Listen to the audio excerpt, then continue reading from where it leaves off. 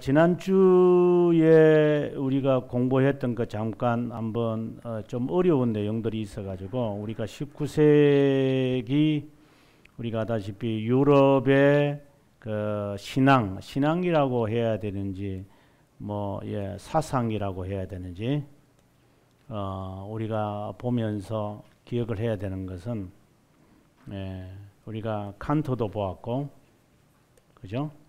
그 다음에 헤겔을 또 보았고, 헤겔에 대한 반박하는 실존주의자였던 키에르케고르, 그죠? 키에르케고르를 우리가 보았고, 그 키에르케고르와 함께 실존주의의 그래도 유럽의 사상을 지배하고 있는 우리가 니체라든가 지난 시간에 그리고 이제 샤르트르까지 좀 보았습니다. 오늘은 요 문맥에서 지금 다 헤겔을 반대하는 이 입장에 서서 전개되어지는 철학자들을 우리가 한번 보고자 할 것입니다. 그래서 오늘 그 부분에 대표적인 사람이 하이데거라고 하는 사람인데, 그 하이데거에 관해서 우리가 오늘 공부 한번 해보도록 하겠습니다. 여러분의 책을 한번 보시면은 죄송합니다. 여러분 책을 보시면은 책 페이지로서는 아마 그죠? 밑에 500페이지 그죠? 500페이지를 여러분 참고해 주시면 좋겠습니다. 우리가 헤겔이란다. 우리가 이 하이데거 이라면 꼭 딱 떠올려야 할 게 있습니다. 하이데거 이라면 딱 떠올려야 할 단어가 있는데 그것은 바로 존재입니다. 존재에 대한 이야기입니다.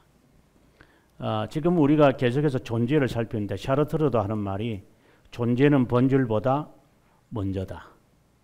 이런 이야기를 하는 거죠. 그래서 존재라는 말은 또 다른 말로 한다면은 샤르트르가 말하는 것은 이제 레지그생스라고 하는 그 영어로는 existence, 이걸 지금 이야기하는 거죠. 지금 하이데거도 이 이야기를 합니다. 그래서 제가 삼일체 설명을 하면서 여러분들에게 했던 말을 꼭 기억을 하셔야 됩니다.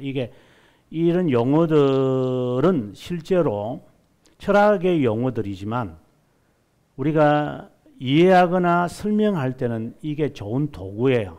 그럼 이거 다 빼버리면 뭐 쓸 게 없죠. 우리가 인간과의 대화 속에서 우리가 삼일체에서 이야기하는 하나님의 존재에 대해서 이야기할 때 하나님의 존재 이 위에 그냥 쓰겠습니다. 여러분 또 다시 페이지를 바꾸는 것보다도 존재에서 이야기하는 subsistance라든가 그 다음에 또 존재에 대한 이야기에서 substance 이런 단어들을 실제로 철학자들이 이야기를 하지 않는 이유는 뭘까요? 여기에 여러분 일단 지금 존재로 들어가기 전에 또는 뭐 실존이라고도 하겠지만 들어가기 전에 이 개념과 이 개념의 차이를 일단 우리가 정리하고 들어가야 됩니다. 왜냐하면 이들이 철학자들이기 때문에 이들의 철학과 우리가 말하는 기독교 철학의 용어 선택의 개념이 다릅니다. 이들은 이 이야기를 하지 않습니다. 왜냐하면 이것은 매우 추상적인 거잖아요. 이거는 존재 그 자체에 대한 이야기를 하는 거지만 이거 existence라고 하는 것은 인간이 이제 형상으로 드러나거나 인식을 한 존재를 이야기하는 거니까.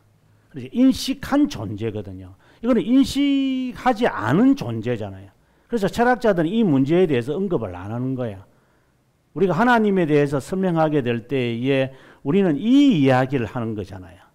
subsistence와 substance를 이야기하는데 그들은 이 이야기를 하는 거예요. 그렇기 때문에 이 대화가 큰 공백이 있음을 우리가 알아야 됩니다. 이 공백을 메꾸기가 쉽지는 않을 거예요. 그래서 지금 하이데거가 존재에 대한 이야기를 한다고 할 때는 이 existence를 이야기하거나 샤르트르가 existence를 이야기한다는 개념, 실존이죠, 실존. 이거 이야기니까 우리 교회에서도 삼일절 설명할 때 이거 설명했는데요. 이렇게 생각하지 말라. 이 말을 제가 먼저 여러분들에게 말씀을 드리고 이제 들어가도록 하겠습니다. 자, 이분이 이야기하는 이야기를 우리가 한번 들어보도록 하겠습니다. 먼저 가톨릭 신자 사제였습니다. 사제 출신이었습니다. 우리가 헤겔 같은 경우에도 보면은 헤겔도 세미너리를 졸업한 분이거든요. 그러니까 신학생입니다. 그분도. 이분도 사제 교육을 받은 겁니다. 그 다음 말이 참 중요한데 1917년 스콜라주의적 로마 가톨릭을 거부했다라고 하는 말. 스콜라주의라고 하는 이 단어에 여러분 조금 한번 우리가 멈칫하고 우리가 개념 정리를 하고 가야 됩니다. 스콜라주의적 로마 가톨릭주의를 거부했다. 그리고 조금 더 읽어보고 이제 들어갈게요. 어릴 때 그는 슐라마흐 우리 다 살폈습니다. 케르케골 이제 바르트를 이제 나중에 우리가 아마 다음 주에 우리가 살피겠지만 바르트의 책을 접했지만 변정법적 신학을 거절했다. 이 말은 헤겔을 거절했다는 거죠. 헤겔식의 방법을 거절했다. 이 말입니다. 제1차 세계대전에 참석하여 과연 과학기술이 인류에게 무슨 유익을 제공하는지에 대한 질문을 갖게 했다. 이렇게 이해하면 좋겠다. 그래서 존재. 우리가 1차 세계대전에 참여해서 이게 기나긴 시간이 되면서 많은 사람들이 여기에 존재에 대한 질문을 할 수밖에 없어요. 인간이란 도대체 어떤 존재냐? 하이데거가 질문을 이제 하게 되어질 수 밖에 없는 이제 이야기의 구조가 되어졌습니다. 자, 요 이야기를 조금 더 진전하기 전에 우리가 스콜라주의에 대한 개념을 우리가 좀 설명을 더 하고 그다음 다시 이쪽으로 돌아오도록 하겠습니다. 우리가 스콜라주의라고 할 때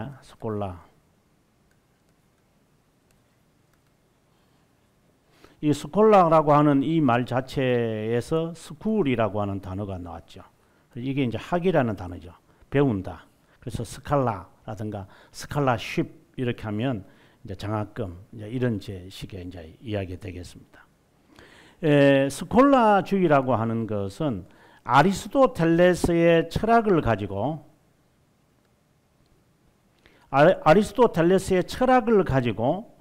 교부들이 이야기했던 교부들의 신학을 이해하고자 하는 철학이 바로 스콜라주의라고 보셔야 됩니다.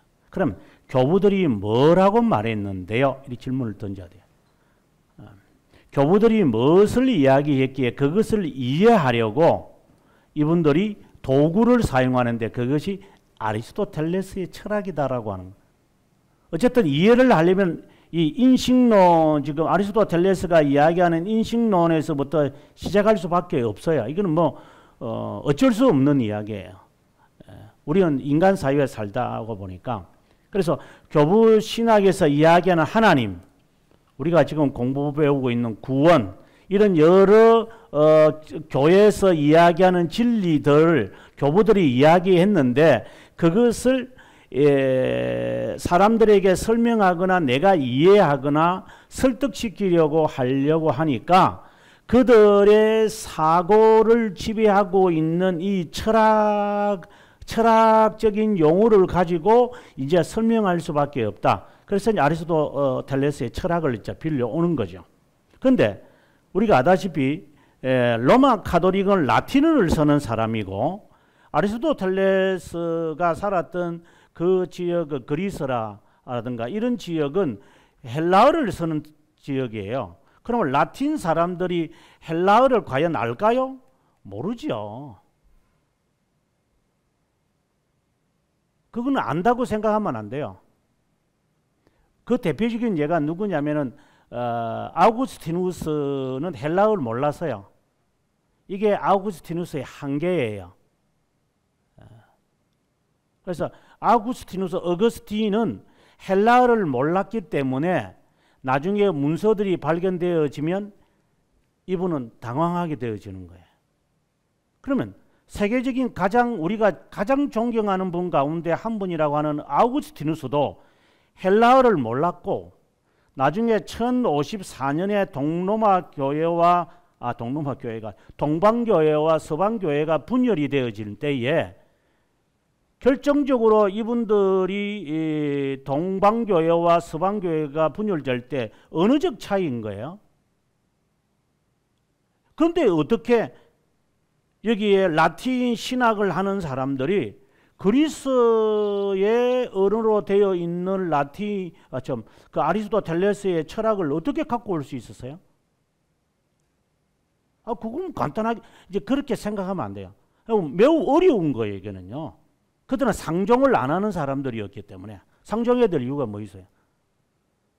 그래서 여기에서 우리가 스콜라주의를 이해하거나 지금 이제 신학을 한 사람이다 보니까 적어도 기본적으로 하이데거 같은 분들은 이 스콜라주의를 거부할 수밖에 없는 거예요.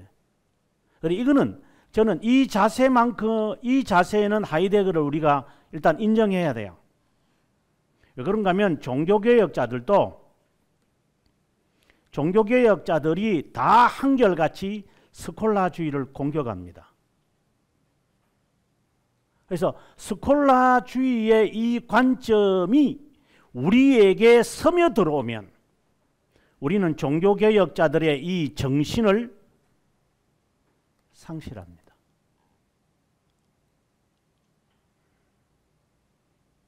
이걸 간과하면 안 됩니다. 지금 우리가 나도 알지 못하는 사이에 내가 스콜라주의나 종교개혁자들이 종교개혁을 일으키는 바로 그 직전에 항상 이들이 반대했던 게 뭐였느냐? 스콜라주의적이었던 거예요. 근데 이것에 대한 관점이 정립이 되어져야 이 개혁 신학이라든가 프로테스탄트 이 신학이나 프로테스탄트 주의를 이제 접근할 수 있는 기본적 철학적 스텝이 시작하는 거예요. 그래서 우리가 이 관점을 상실하면 안 돼요.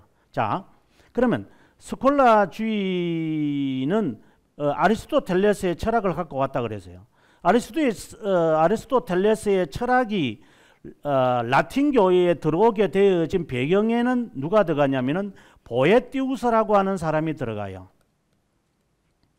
예, 525년에 이분은 이제 죽게 되어지는데 사형을 당해 죽는데 이 사람은 동방의 학자인데 이제 당시에 이제 476년에 서로마 제국이 몰락했기 때문에 당시에 데오도릭이라고 하는 이 고토족의 족장이 동로마 제국의 황제에게 이 지역을 우리가 점령했으니까 어차피 당신은 이쪽으로 와서 지배하지 못할 것이다. 그러면 이 지역에 대한 그 주도권을 나에게 달라.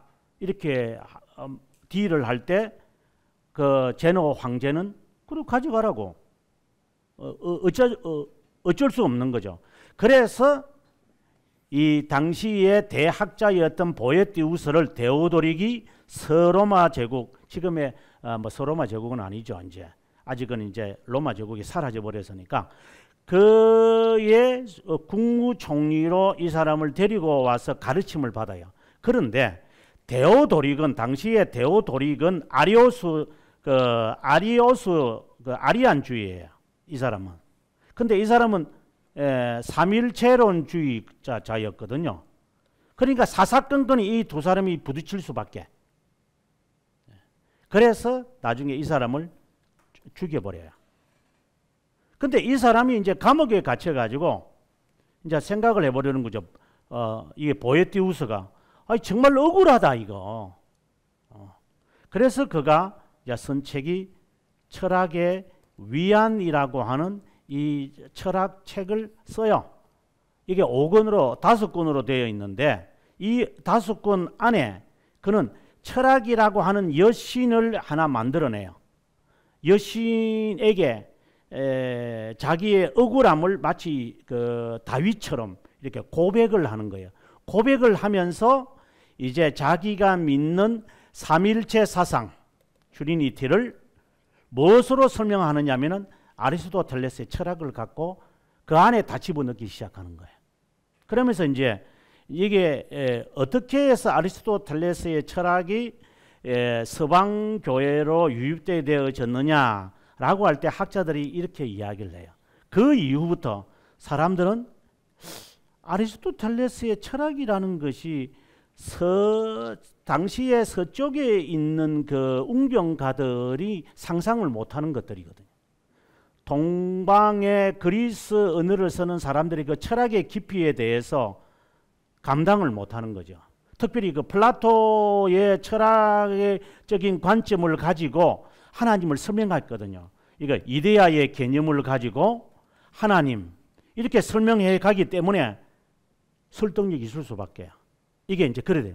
그래서 이제 사람들이 아리스토텔레스의 철학에 관심을 갖게 되죠. 그래서 호로우스라고 하는 사람들 같은 경우도 거기에 콘스탄티노폴리스에서 이제 서방 교회로 이제 어떻게 보면 스카웃이 되어 가지고 번역을 하면서 이제 서방 교회 사람들이 아리스토텔레스의 철학에 이제 새 언어이기 때문에 마치 우리가 영조와 정조 시기에 이제 서양 서학을 우리가 좋아가지고 사람들이 뭐 정약용이나 많은 사람들이 천주교를 받아들였던 이유 가운데 하나가 그 서학을 받아들이고 싶었잖아요.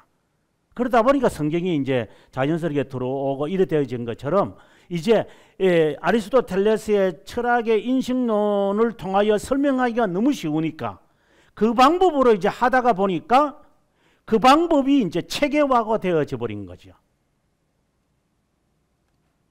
그래서 그 포페리우스라고 하는 사람이 이제 이 안셀무스가 등장하기 전에 아리스토텔레스의 철학을 가지고 이제 설명하기 하나님을 설명하기 시작해요. 이게 완전히 그 플라톤이 이야기했던 이 이데아의 개념을 가지고 이제 이 존재는 이데아라고 하는 이 존재는 실제로 없다. 아리스토텔레스도 그러거든요. 이 이데아라고 하는 것은 실존하지 않는다 이 말이야.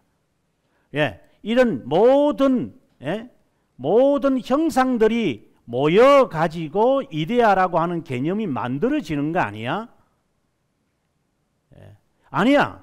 우리의 의식 사고의 밖에 이 존재가 있어 이렇게 하면 우리가 말하는 실제론이 되는 거고, 이 존재는 없는 거야 이거. 그냥 사람의 머릿속에만 있는 거예요. 경험도 할 수 없는데 그래 되면 유명론이 되는 거고, 이제 이것이 어떻게 본다면 이제 스콜라주의의 하나의 이제 출발이 되어지는 거예요. 그러면서 철학이라고 하는 범주 속에, 인식의 범주 속에 이제 하나님이라는 그 이데아라고 이야기를 하고 이 이데아라고 하는 이 존재를 자신들의 인식의 범주 안에 막 집어넣으려고 그래요. 예를 들어서 목사님들 가운데서 이제 그 요한복음 1장 설교하라면은 로고스 갖고 막 설명하는 사람도 있을 거예요. 로고스가 뭐 어떤 놈이 뭐 이래. 로고스의 철학의 개념하고 예수 그리스도의 말씀이신 분하고 무슨 상관이 있어요? 저도 신학대학원을 다닐 때 요한복음 강의하시는 분이 이 로고스 개념을 갖고 말씀이신 하나님에 대해서 설명을 하는 걸 제가 들으면서 그렇구나. 그때는 모르니까 나중에 제가 공부를 하면서 보니까 로고스의 개념을 갖고 어떻게 말씀이신 하나님을 설명한다는 거예요? 지금에 와서 제가 이제 그런 분들 들었던 것들을 제가 더듬으면서 보면 그분들이 스콜라주의자들이었구나. 이 스콜라주의라고 하는 것을 아직 이제 정립이 안 됐겠지만, 스콜라주의라고 하는 것은 하나님에 대한 설명을 위해서 철학을 도입하고, 철학을 도입해서 이 범주 안에 하나님의 개념이 들어오지 않으면은 이거 지워버리는 겁니다. 하나님의 개념을 수정시키겠다는 거예요. 이게 스콜라주의예요. 예, 지금 우리가 바라보는 스콜라주의예요. 이게 대표적인 게 아르미니우스주의고, 내가 생각에 내 이해가 안 되는데 그럼 하나님이 잘못된 거죠. 내가 잘못됐다고 하는 게 아니죠. 이제 이래 되면 이거는 이제 그 사람은 껍데기는 신앙을 가지고 있지만 실제로는 그 사람은 스콜라주의예요. 바로 이 점을 종교개혁을 했던 신앙의 선배들이 칼빈, 루터 다 마찬가지예요. 이분들이 이거부터 일단 다 없애버리고 시작해야 된다. 근데 그걸 다시 가져가잖아요. 토해낸 거 다시 가가지고 먹는 그 자들이 있잖아요. 개가 토해낸 거 가서 먹는다고. 그게 아르미니스주의자들인 거예요. 저는 교회 안에 철학을 이야기하면, 철학적으로 이야기하라면, 신학적으로 이야기하면 아리오스주의라고 말하고 아르미니스주의라고 하지만, 철학적으로 말하면은 이성주의면서 또 다른 중세 철학 쪽에서 이야기하라면 스콜라주의인 거예요. 우리가 이 기독 프로테스탄트주의 안에 이 스콜라주의가 들어와 있거든요. 제 안에도 있을 수 있고요. 뭐 없다고 저도 부인 못하는데요. 그래서 이해가 안 되면 안셀무스가 뭐라고 해요? 스콜라주의 아버지가 나는 이해하기 위해서 믿겠습니다. 이 대전제를 하잖아요. 이 대전제는 이미 그 어거스틴 같은 사람들이 이 말을 이미 다 했어요. 뭐 안 한 이야기를 안셀무스가 이렇게 만들어낸 건 아니고 어거스틴이 이미 이 말을 다 전제한 이야기예요. 자, 아무튼 우리는 이해하기 위해서 믿는다라고 하는 스콜라주의의 아버지였던 이제 이 사람 안셀무스를 생각해야 되는데, 안셀무스가 하나님에 대해서 어떻게 증명하려고 했을까? 이제 그걸 또 한번 조금 보고 들어가도록 합시다. 안셀무스가 하나님에 대한 증명을 할 때는 존재론적 증명을 하거든요. 하나님을 증명할 때는 존재론적 증명이라는 것이 있어요. 이 존재론적 증명이라는 것은 뭐냐면 이게 사고를 가지고 출발해요. 사고. 경험하는 것이 아니라 사고, 논리적으로 설명해 가는 거예요. 근데 이거와는 또 다르게 우주론적 설명하는 분들이 있어요. 이것도 다 이것도 스콜라주의고 이것도 스콜라주의예요. 네. 그 전지전능하신 하나님이 우리의 사고에 없으니까, 우리 밖에 계실 거니까, 그 고페리우스도 그렇게 말하거든요. 하나님의 존재는 우리의 사고 밖에 있다. 그래서 우리가 이분에게 이르려면 우리의 사고 밖으로 나가야 된다. 그럼 어떻게 돼요? 그럼 수도원 운동하는 거죠. 자기에서 밖에 나가야 된다는데.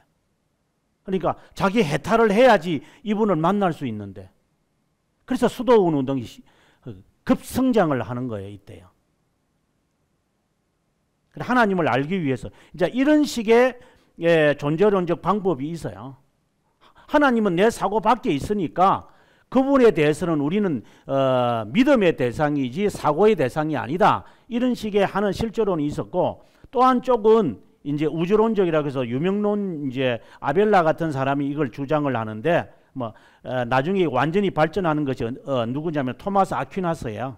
여러분 잘 아다시피 토마스 아퀴나스가 5가지 증명을 하는데, 아리스토텔레스가 그 절대자의 5가지 증명하는 것과 똑같은 방법을 갖고 이 토마스 아퀴나스가 하나님에 대한 증명을 해요.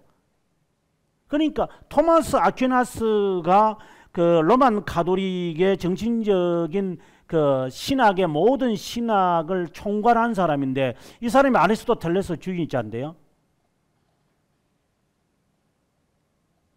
그래서 제가 지금 말하고 싶은 것은 이 하이데거의 이 부분에서 거부한다라고 한다는 이 말의 의미가 뭐냐면, 로만 가톨릭은 자기가 볼 때에 이거는 철학이다 이 말이에요. 철학이지 하나님의 존재에 대해서는 언급하지 않고, 어떻게 아리스토텔레스의 철학을 그 절대자 5가지 증명 방법을 삼일째 하나님에 대해서 이야기를 안 하니까, 그렇게 해서 증명해 가는 게 아니니까, 지금 우리가 삼일째 설명을 하는 방법으로 이런 방법을 가지고 자연신학을 발전시키는 거니까.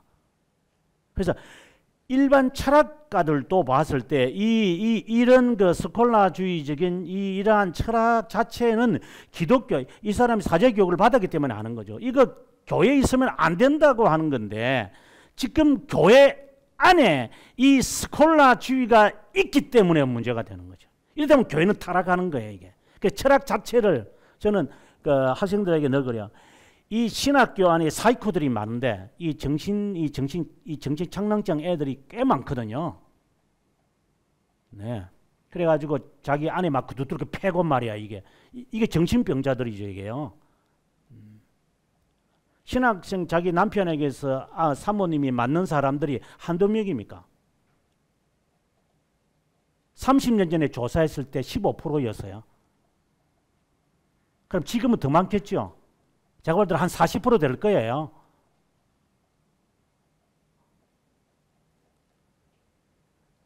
그래서 지금 저희 학교에 입학할 때 그거 심리 조사를 해요. 이 정신 심리를 조사해야 돼 이게. 정신이 온전하지 않으니까 이 애들이. 그러니까 이게 이제 목회자 가면 이게 이제 완전히 이제 마음대로 하는 거죠 이게 이제. 이 사이코들이 등장하는 거예요 이게. 정말 악순환입니다. 악순환. 그래서 열심히 철학을 가르치는데도 철학을 안 배우고 철학 배우면 다 좋다 이 말이 아니라 철학 자체라는 개념이 없는 거예요 이게 신학생들이. 여러분 목사들한테 물어보세요. 철학에 대해서 물어보면 대답을 하는 사람들이 몇 명이나 있을는지. 나 철학 자체가 중요하다는 게 아니라 신학을 배우기 전에 철학을 충분히 공부하고 그 다음에 신학을 배워야 신학에 대해서 그 규명을 하는데 철학적 사고에 대한 개념과 장점과 단점과 잘못된 점과 좋은 점들은 전혀 모르고 신학만 덜렁 배우고 나니까 이게 지맘대로 가버리는 거예요 이게. 그래서 제가 보면서 대화가 안 돼요. 기본이 안 된 것 같아요. 인간의 소양이 이게 안 갖춰져 있으니까 여기에 신학이 들어가면 그 사람에게는 그게 철학이 돼버리는 거예요. 철학을 접하지 않았으니까. 그래서 기도만 하겠다는 거예요. 이게 지금 악순환이에요. 그래서 이런 철학자들이 이 기독교를 바라보면요. 정말 한심한 거예요. 지금 한심한 거예요. 이게. 이 한심한 애들이 앞에 가서 저 단상에 서서 저 설교하고 있어요. 지금 앉아가지고. 기본 소양이 안 돼 있는데 사람. 그리고 무허가 신학교는 얼마나 말해요. 한국에. 자격도 없는 자들이 가르치고 신학을. 무자격자가 되는 그 사람에게서 배워가지고 신학 배워가지고 목사 안수 1년 만에 2년 만에 대회 덜렁대 가지고 교회는 또 세워놓고 그래서 성도들은 모르고 저 사람들이 제대로 된 신학자인 줄 알고 그렇다고 제대로 된 신학교 나오면 제대로 된 사람이 이 말을 하려는 게 아니라 사람이라는 것은 기본적인 소양을 가지고 그 다음에 신학을 하고 자신의 신앙을 점검하는 이 삼각관계가 기본이잖아요. 세상에 사람이 살아가는 소양이잖아요. 이게 안 돼 있는 인간들이 목사부터 덜렁대니까 이게 문제가지. 그걸 우리가 목사라고 해야 돼요? 그걸 목사 안수 받아서 할 말은 없어서 이제 있는 거지만, 네. 그래서 저는 이 하이데거를 보면서 지금 우리가 존재에 대해서 이야기를 지금 하겠지만 존재에 대해서 이야기를 하더라도 이 존재라는 이 개념 자체가 정립이 안 되면 안 된다 이 말이에요. 우리가 삼위일체 하나님을 제가 지금 제가 우리 교회에서도 그렇고 제가 방송을 통해서도 설명을 하면 존재에 대한 생각이 기본 소양이 안 돼 있는 거야 이게. 그러니까 무슨 하나님에 대해서 설명을 하려면 기본적인 소양이 안 돼 있는 사람에게 어떻게 설명을 하겠어요? 그러면 미싸우면 되는 거지. 그게 중요해. 그렇게 말해버리니까 또 신앙이 없다고 해버리니까. 진짜 신앙 좋으신 분들이 많아서 한국에. 지금 우리가 이게 철학을 지금 계속해서 하는데 이거 쓸데없는 작업 같아요. 실제로 여러분들이 여기 목사님들 강의를 들으시지만 학교에서 이 근현대사를 하면서 이런 철학자들을 여러분 안 배울 거예요. 배울 수도 없고 이게 필요하다고 생각 안 해. 그저 청교도 신앙만 알면 돼요. 청교도만 알면 된다고 생각해요. 아니에요. 알아야 돼요.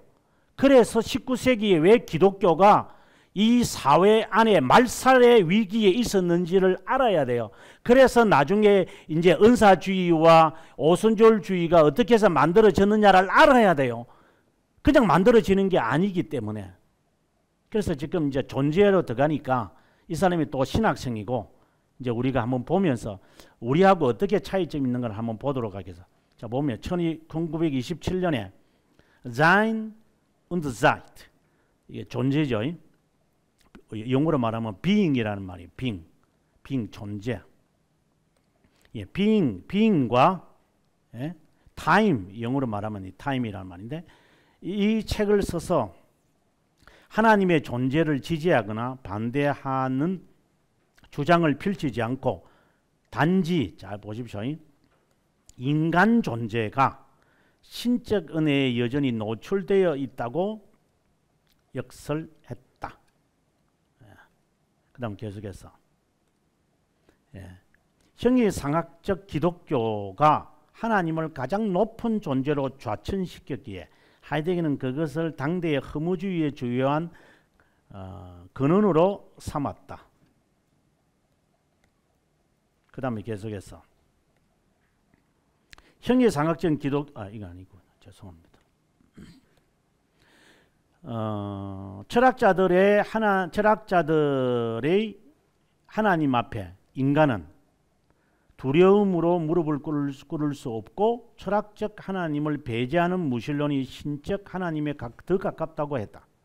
나치당의 정권을 장악하면서 프라이부르 대학교 총장이 되었기 때문에 나중에 나치가 이제 몰락하고 난 다음에 이 사람은 이제 혐의를 받아가지고 공적에서 물러날 수밖에 없는 이분의 하나의 인생의 큰 하나의 단점이라고 이야기를 합니다. 그러다가 이제 뭐 전쟁이 끝나고 난 다음에 이제 이분이 이제 다시 복귀는 하지만 그으로서 이분은 거의 이제 자신의 삶은 이제 공적으로 잘 나타나질 않습니다. 자, 그럼 그거는 중요한 게 아니고 이제 1927년에 그가 쓴 이 존재와 시간이라는 것에 대한 걸 봅시다. 하이데거가 말하는 존재라는 주제는 고대 철학에서부터 다뤄진 주요한 학문이다. 모든 것보다 우선적으로 연구되어야 한다. 존재의 의미에 대한 연구다. 삶의 의미에 대한 연구다. 다양한 의미로 받아들여지는 존재의 유형, 의미를 체계적으로 이해하도록 한다. 존재는 형이상학적이지만 합리주의 체계 밖으로 구체적으로 개별적으로 존재하게 되면 실존이라고 부른다. 아까 제가 subsistence와 substance와 existence에 대한 이야기. 그래서 개별적으로 구체적으로 우리가 경험할 수 있고 인식할 수 있는 존재가 되면 그것을 우리는 실존이라고 한다 이 말이에요. 그것은 시간 속에 있는 존재다. 그래, 지금 이분도 말하는 거죠. 영원에 있는 subsistence에 대해서 하나님은 항상 영원하신 분이니까 영원에 있죠. 시간에 제한이 없죠.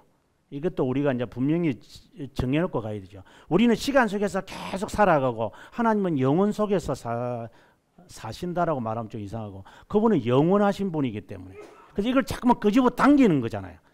자꾸만 끄집어 당겨가지고 시간 속에 하나님을 자꾸만 이야기하려고 그러잖아요. 이래 되면은 이제 이게 스콜라주의가 되는 거예요. 그 대표적인 게 하나님이 우리 아버지잖아. 하나밖에 없는 아들을 그분이 우리의 세상을 사랑하셔서 자기의 아들을 보내서 이러한 이야기 자체가 스콜라주의적인 거예요. 왜 영원하신 하나님을 이제 그러되면 이제 또 이제 옆에 옆구리에서 공격하는 사람이죠. 그러면 그분은 우리가 인식할 수 없잖아요. 인식할 수 없는 존재에 대해서 우리가 논하면 안 되겠네. 이런 이제 극단적으로 또 가는 사람이 있을 거라고. 경험도 할 수 없는 분을 왜 우리가 여기서 우리가 논해야 됩니까? 그 틀린 거죠. 하나님의 섭리라는 게 있잖아요. 섭리라는 게 하나님은 영원하신 분이 우리들에게 나타내시잖아요. 그래서 나타내신 것만큼 우리는 그분에 대하여 아는 거잖아요. 이제 이런 것에서 우리가 교리를 배우면서 정리해 가는 거 아니겠어요? 그래서 지금 여기서 하이데거가 우리들에게 정말 경칩을 주는 것 같아요. 경첩을. 시간이다. 이런 존재가 되려면 주체성이 있어야 한다. 하이데거는 전통적으로 존재를 시간 속에서 이해했지만, 그러니까 이게 존재는 existence를 말하죠. 감각적 존재인 우리는 시간 가운데 늘 변한다. 수학적인 것과 관념적인 존재인 초월적인 존재, 여기 존재는 좀 다르죠. 여기의 존재와 이 존재는 다르죠. 여기는 substance.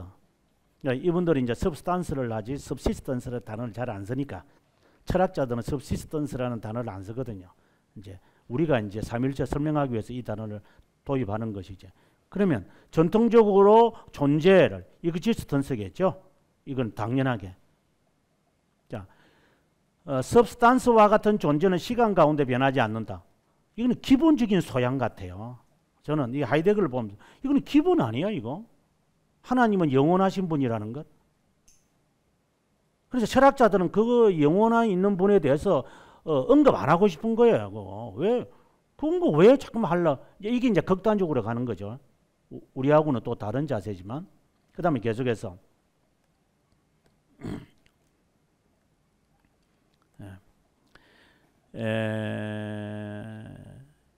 여기 보면 전통적인 형식상학에서는 존재의 영역을 구별할 때 시간을 실마리로 단순히 사용했다는 것이다. 제대로 이해하지도 않고 사용된 시간, 지금이라는 시점의 연속으로 여겼던 것이다. 이에 대해 하이데거는 시간이라는 개념은 통속적인 시간이다. 이렇게 생각하면 이데아는 감각적인 존재들의 궁극적 근거라고 한다. 이래 되면은 이거는 이제 우리가 말하는 이데아가 되는 거죠. 철학자들이 말하는. 그래서 이 통속적인 시간은 근원적인 시간이 아니라 세계 시간이다. 그 플라토가 말하잖아요. 이 이데아가 월드 스피릿을 만들었다고. 이게 이제 세상, 시간 세상을 지배하는 신들이거든요. 거의 그도 따라가는 거예요, 지금 이게. 그 다음에 계속해서 세계 시간, 이게 지금 시간에 대한 게 지금 시간이라는 개념이 무엇인가 우리가 한번 보도록 합시다. 세계 시간은 시간성, existence입니다. 다지엔이란 말인데 근원을 두고 있다. 이것은 현 존재다. 그러니까 실존이라는 것은 지금 시간 속에 살아가는 이 존재를 말한다. 그래서 변하겠죠. 그래서 현 존재라고 한다. 존재에 대한 질문은 무엇이 아니라 누구냐라고 하는 거다. 왜? 경험되어지는 것이니까. 존재와 존재자를 구분해라. 이 존재는 우리를 말하고 시간 속에서 있는 존재고, 존재자는 플라토가 이야기하는 이데아를 말하고. 그래서 그래. 이걸 구분해라 이 말입니다. 그 다음에 존재는 존재자들이 있는 그 상태의 존재자들을 존재케 한다. 이거는 정말 희한한 이야기를 갑자기 이분이 이제 덧붙이는데, 이제 실존이, 쉽게 말하면 실존이 존재를 있게 하는 거다. 왜? 존재, 우리가 말하는 지금 substance는 철학에서는 이데아라고 말하겠지만, 이 실존은, 아니, 이 실존이 아니에요. 이 존재는 경험이 안 돼. 그렇다면 지금 스콜라주의를 생각 떠올려야 돼요. 경험의 대상이 아니에요. 그 하나님은 경험을 할 수가 없어요. 그럼 어떻게 해야 돼요? 우리가 그분이 있다고 가정하자. 이러면 유명론이잖아요. 그걸 그대로 받아들이는 거예요. 우리가 하나님이 있다고 말하는 거다. 그렇다면 이거는 없지만 있다고 한다. 그러면 실존이 존재를 만든 게 아니죠. 우리가 신이다. 신이 없으니까. 그래서 내가 나를 만들어 가는 거야. 이런 식의 가는 거죠.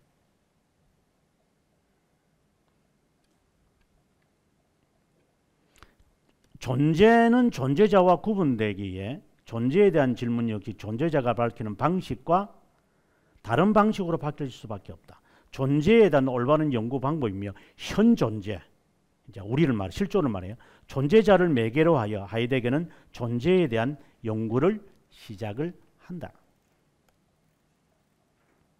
신과 같은 초월적 존재에 대하여 포이어바하는 이 사람도 이제 해겔의 좌파, 해겔은 좌파가 있고 우파가 있는데 이 좌파는 이제 범접법적 유물론 쪽으로 가가지고 행동주의를 하고 그 다음에 우파는 좀 사색 관념전 쪽으로 이 두 파로 나가는데 포이어바하는 공산주의를 만들어내는 마르크스를 만들어내는 이렇게 해겔과 마르크스를 만들어내는 중간의 인물이에요. 이 포이어바하예요. 자, 그 사람은 신은 인간 정신의 투영체다. 도긴스라고 하는 관념론자는 인간이 신을 만들었다고. 이 나중에 이제 되어지면 이제 그 백송이 나오겠지만 백송도 그러거든요. 하나님을 우리가 만들었다. 하나님은 경험의 대상이 아니니까 우리가 만든 거다. 하이데거는 조금 다르게 말하죠. 내가 곧 신이다. 과학이고 영웅이다. 태어나면서 인간은 자신을 안다. 인간이 신을 만드는 것이 아니라 인간이 곧 신과 함께 태어난 것이다. 신이 없다면 인간도 없고 인간이 없으면 신도 없다. 인간이 없으면 시간도 없고 시간이 없으면 인간도 없다. 완전히 아주 웅변적인 이야기입니다. 인간이 신경상학기인데 이유는 인간이 반성적 자기의식이기 때문이다. 그래서 굉장한 이기적인 사고를 담아내요. 내가 죽으면 세상이 다 끝나는 줄 알아요. 그러니까 다 내 중심이야. 내가 기분 안 좋으면 다 이게 슬프면 세상은 다 푸르게 보이고 내가 기분 좋으면 다 핑크로 보이고 다 지 중심이라. 이런 식의 아주 무서운 이 사고의 체계를 우리들에게 말하고 있는 것입니다.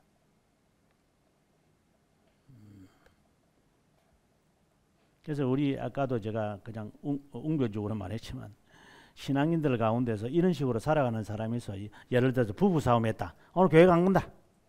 왜요? 기분 나빠서 안 간다. 당신 기분 나쁜 거하고 예배하고 무슨 상관이 있어요? 다 지중심이니까. 오늘 내가 기분 나쁘니까 오늘 은혜 먹고 지 따라서 은혜가 달라진다고 생각하는. 그러니까 그게 철학이지. 그거는 신앙이 아닌 거지.